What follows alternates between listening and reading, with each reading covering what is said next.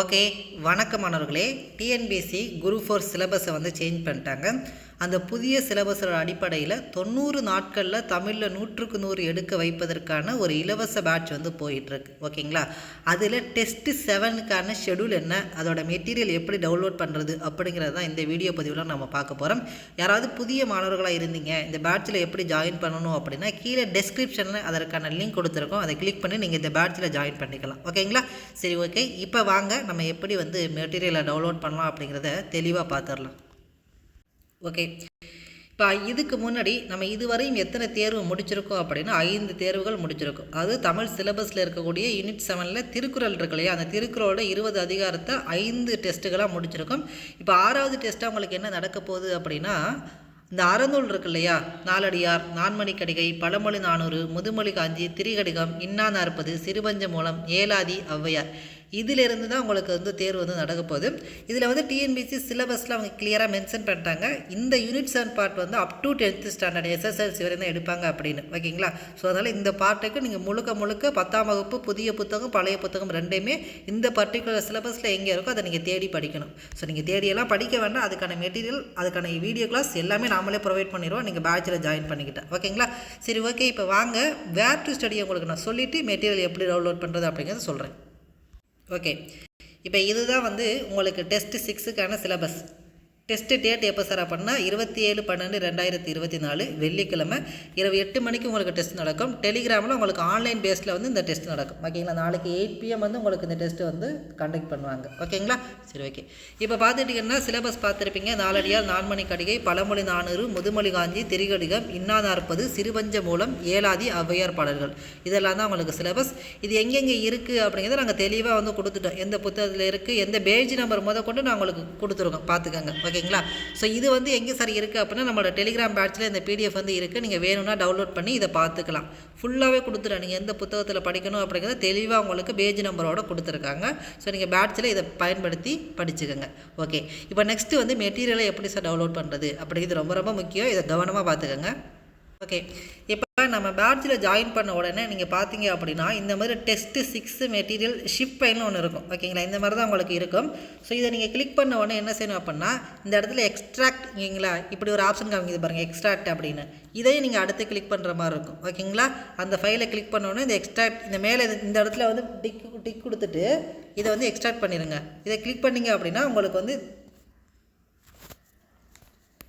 நீங்கள் என்ன நேம் வச்சுக்கணுமோ அது மாதிரி வச்சுக்கலாம். ஓகேங்களா? டெஸ்ட்டு 6 மெட்டீரியல் இப்போ நம்ம நேம் வைக்கிறோன்னு வச்சுக்கோங்களேன். இந்த மாதிரி உங்களுக்கு என்ன சேவ் பண்ணணுமோ அது மாதிரி சேவ் பண்ணி வச்சுக்கோங்க.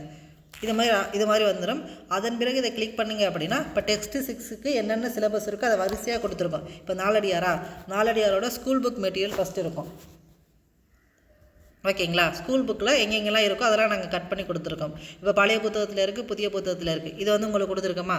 இதுக்கப்புறம் என்ன கொடுத்துருப்பாங்க அப்படின்னா ஒன்லைனர் மெட்டீரியல் கொடுத்துருப்பாங்க. ஓகேங்களா? இப்போ இந்த ஸ்கூல் புக் வைஸ் உங்களுக்கு என்ன செஞ்சுருப்போம் அப்படின்னா ஒன்லைனராக கொடுத்துருப்போம். ஓகேங்களா? இது வந்து உங்களுக்கு நல்லா ரிவிஷன் பண்ணுறதுக்கு நல்லா ஈஸியாக இருக்கும். இப்போ நீங்கள் அப்படியே ஸ்கூல் புக்கில் படித்ததை அப்படியே ஒன்லைனராக நாலடியார் எந்த நூல்கள் ஒன்று, நாலடியார் எத்தனை பாடல்களை கொண்டது அப்படின்னு நீங்கள் ஒன்லைனராக படிப்பீங்க. ஓகேங்களா? இது ஒன்லைனர் மட்டும் கிடையாது, எக்ஸ்ட்ரா என்ன கொடுத்துருப்பாங்க அப்படின்னா கூடுதல் வினாக்கள், அப்புறம் முந்தைய ஆண்டு கேட்கப்பட்ட வினாக்கள். இப்போ இந்த குட்டி திருக்குறள் என அழைக்கப்படும் நூல், அதே மாதிரி நாலடியாரின் பாவகை, இதெல்லாம் ஸ்கூல் புக்கில் இருக்காது. பட் இது வந்து யூனிட் 8ல் கேட்பாங்க. இதுக்கு முன்னாடி கேட்டிருப்பாங்க. ஸோ அப்போ நம்ம ஒரு பார்ட்டு படிக்கிறோம் அப்படின்னா தெளிவாக படிச்சிடணும். ஓகேங்களா? ஸோ அதுக்காக நீங்கள் இந்த ஃபுல் மெட்டீரியலுமே நீங்கள் படிக்கணும். ஓகேங்களா?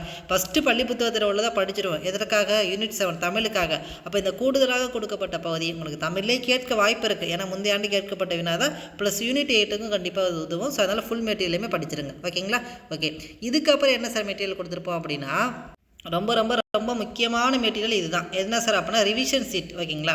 இப்போ ஃபஸ்ட்டு நீங்கள் ரெண்டுமே பார்த்தது வந்து உங்களுக்கு ஆன்சரோடு இருக்கும். இது பார்த்துட்டிங்கன்னா ஆன்சரோடு இருக்காது. நீங்கள் படித்ததை இப்போ நாலடியார் எந்த நூல்கள் ஒன்று, இது வந்து ஆன்சர் இருக்காது. அப்போ நீங்கள் படித்ததை வச்சு சொல்லணும். ஓகே, 14 கீழ்கணக்கு நூல்கள் ஒன்று, நாலடியார் எத்தனை பாடல்களை கொண்டது, 400 பாடல்களை கொண்டது, நாலடியாரின் சிறப்பு பெயர் என்ன, வேளாண் வேதம், நாலடி 400, சங்க நூல்கள் எனப்படவை எவை, 14 கீழ்கணக்கு நூல்களும் 14 மேல்கணக்கு நூல்களும், சங்க காலத்திற்கு பின் தோன்றிய நூல்களின் தொகுப்பு அறநூல்கள் அல்லது 15 கீழ்கணக்கு நூல்கள், 15 என்றால் என்ன, 18, இந்த மாதிரி நீங்கள் என்ன செய்யணும் அப்படின்னா படித்ததை ரிவிஷன் பண்ணி பார்க்கணும். ஓகேங்களா, ஆன்சர் இருக்காது.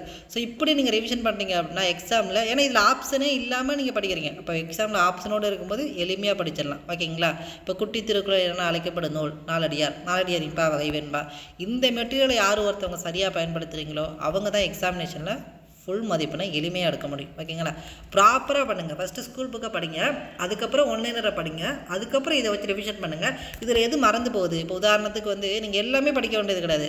இப்போ உதாரணத்துக்கு இப்போ அணையார் இதோட சொல் மறந்து போச்சா, இதை மட்டும் ரவுண்ட் பண்ணி வச்சுக்கிட்டு இதை மட்டும் திரும்ப படிங்க.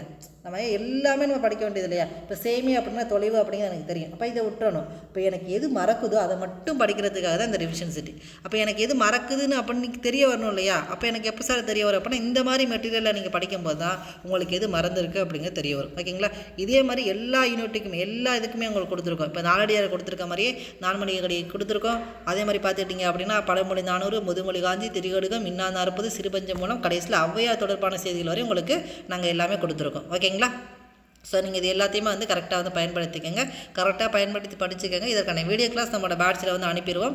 நாளைக்கு 8 மணிக்கு உங்களுக்கு இதற்கான தேர்வு வந்து நடைபெறும். ஓகேங்களா, ஓகே, நன்றி. வேறு ஏதாவது டவுட் இருக்குது அப்படின்னாலும் கீழே கமெண்ட் செக்ஷனில் கமெண்ட் பண்ணுங்கள்.